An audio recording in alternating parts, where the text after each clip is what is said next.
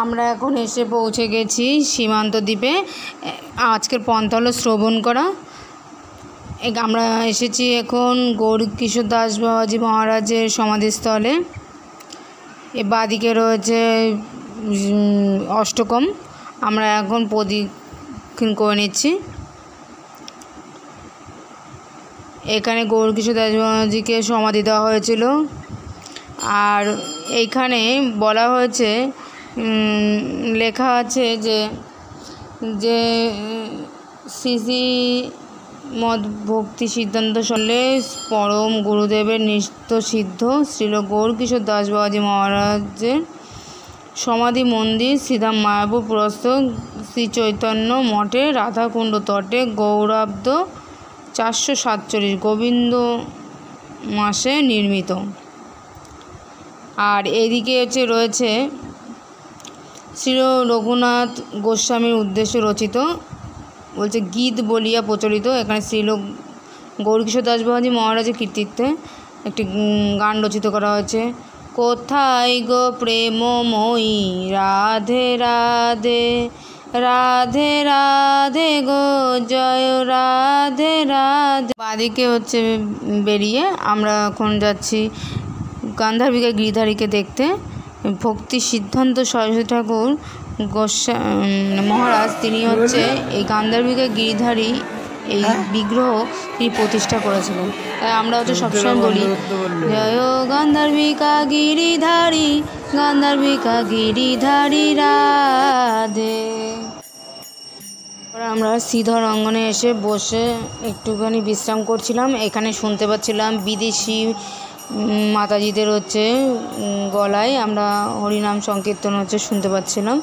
তাই আমরা কিছুক্ষণ দাঁড়িয়ে গেলাম, তাদের সাথে আমরা একই সুরে আমরা ভজন করলাম।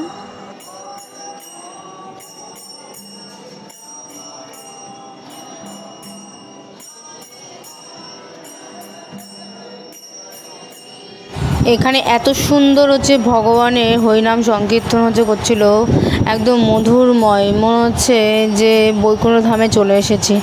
এখানে প্রভুজি এত সুন্দর করে গান করছিলেন যে অনেক মুগ্ধকর।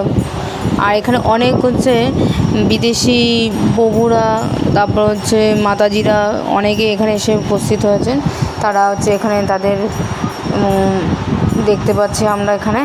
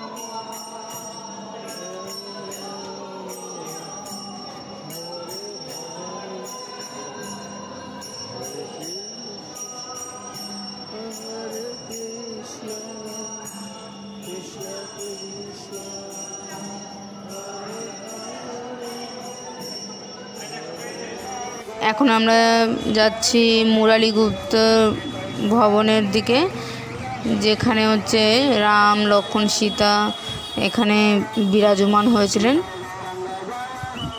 শ্রীল ভক্তি সিদ্ধান্ত সরস্বতী ঠাকুর প্রভুপাদ উক্ত মঠ স্থাপন করেন এবং শ্রী শ্রী রাম সীতা শ্রী বিগ্রহ প্রতিষ্ঠা করেন তিনি।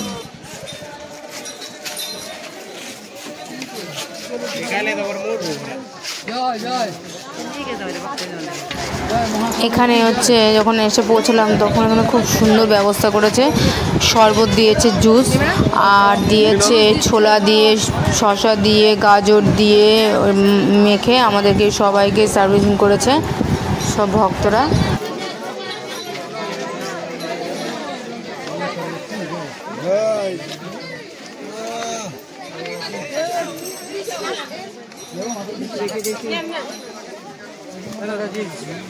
हरे कृष्णा प्रभु, हरे कृष्णा।